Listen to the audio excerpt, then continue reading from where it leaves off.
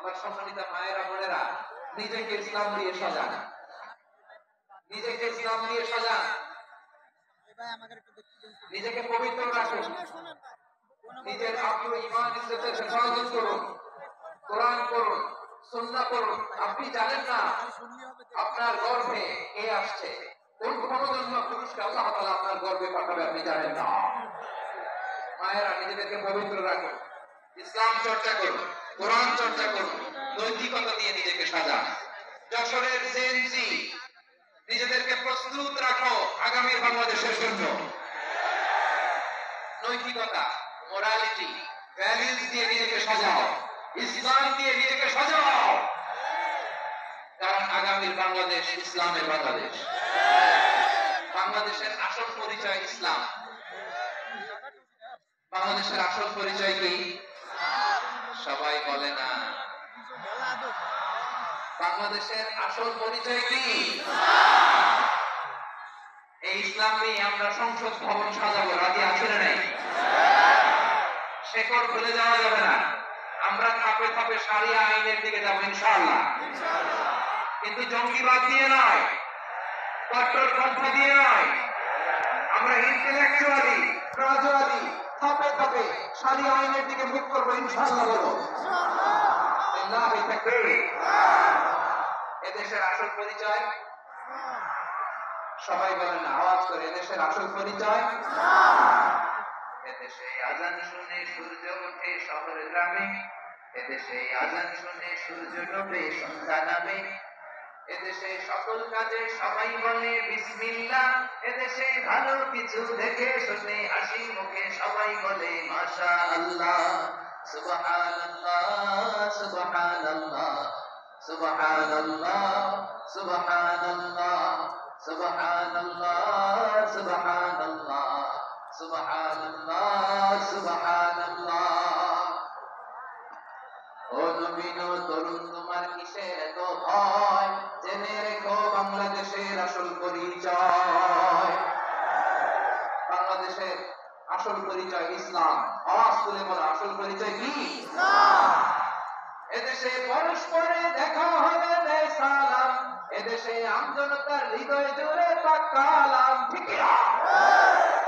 এদেশে বিপদ এলে সর্বজনে সর্বক্ষণে দোয়া পড়ে ইন্না লিল্লাহ, সুবহানাল্লাহ, সুবহানাল্লাহ, সুবহানাল্লাহ, সুবহানাল্লাহ। এদেশে আজান শুনে সূর্য ওঠে শহর গ্রামে, এদেশে আজান শুনে সূর্য ডোবে সন্ধ্যা নামে, এদেশে সকল কাজে সবাই বলে বিসমিল্লাহ, এদেশে ভালো কিছু দেখে শুনে হাসি মুখে সবাই বলে মাশাআল্লাহ।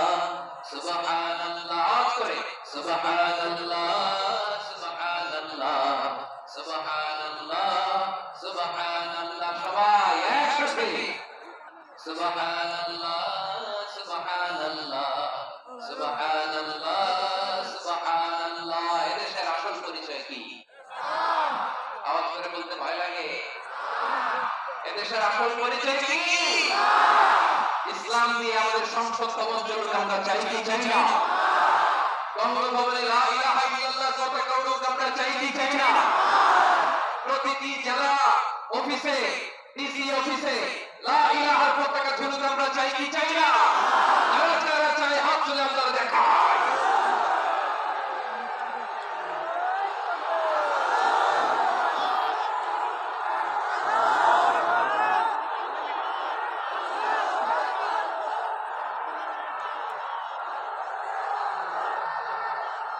মাশাআল্লাহ, মাশাআল্লাহ, মাশাআল্লাহ, মাশাআল্লাহ।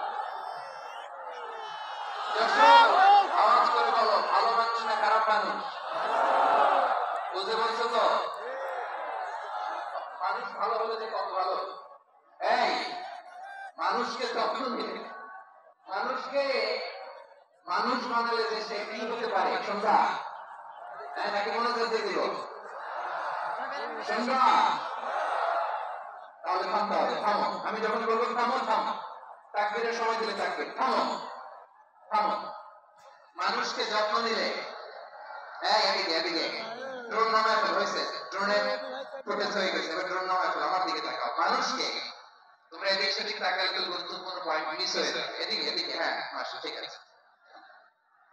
মানুষকে যত্ন নিলে মানুষের মধ্যে যারা কি পটেনশিয়াল রেখেছে, আমি জাপানের দুটো উদাহরণ দিই। জাপান, এই এই এবারে হবে হয় বছর না পেছনে কথা নেই, কথা তো বলাই যাবে না, হারাম কথা বলা আছে একেবারে চলছে, আজকের জন্য হারাম করে দিয়েছে আমি কিছু সময়ের জন্য, একেবারে নিষিদ্ধ। জাপানের দুটো উদাহরণ দিই, কাল করে করে শোনেন বুঝবেন। আল্লাহ, 2022 সালে জাপানের সাথে জার্মানির খেলা, ফিফা ওয়ার্ল্ড কাপ 2022, এক পক্ষে জাপান, আরেক পক্ষে কোন দেশ? কথা শুনে নেই। এক পক্ষে কোন দেশ, আরেক পক্ষে সবাই, এক পক্ষে আরেক পক্ষে। ওই খেলায় জিতেছিল জাপান, জিতেছিল 22 সালের এই ফিফা ওয়ার্ল্ড কাপে জাপান ফুটবল খেলায় জিতে।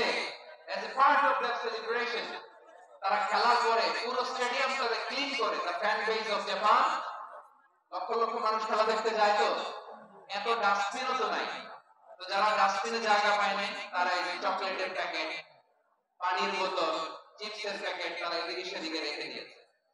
জাপানের ভক্তরা, জাপানের ফলোয়াররা as a part of that celebration, তারা খেলার পরে পুরো স্টেডিয়ামের সব ময়লা আবর্জনা ক্লিন করে তারপরে বিদায় নিয়েছে। তাদেরকে কি ক্লিন করার দায়িত্ব দেওয়া হয়েছিল? এই দর্শক, জাপানের যে ছেলেরা খেলা দেখতে গেছিল ওদেরকে ক্লিন করার দায়িত্ব দিয়েছিল? তারা কি স্টেডিয়ামের পরিচ্ছন্নতা কর্মী?